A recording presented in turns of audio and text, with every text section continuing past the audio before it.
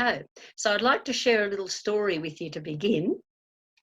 There was a young fisherman who went to a favourite fishing spot, and he throws his line in and waits and waits, and of course nothing happens, like most of us, and he's not catching anything.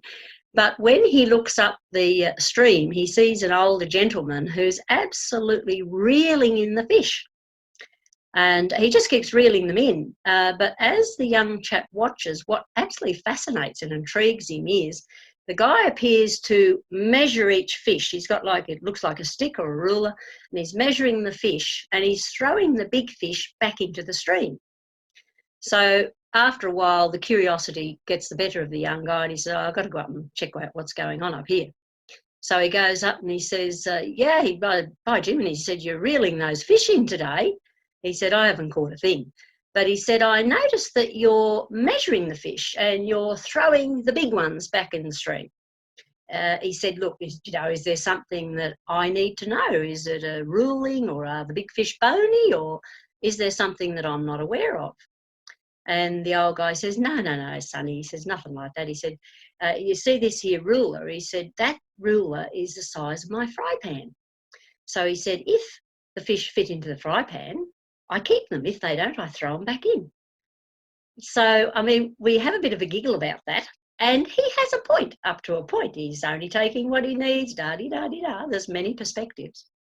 But how often are we, me, any of us, like that fisherman? We have an inspired thought or an intuition, or the universe throws us an amazing possibility. And we are like, well, I can't do that.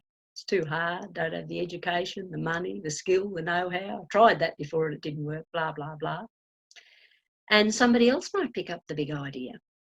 So that's just something I'd like us to consider today. And look, I'm talking to the enlightened ones.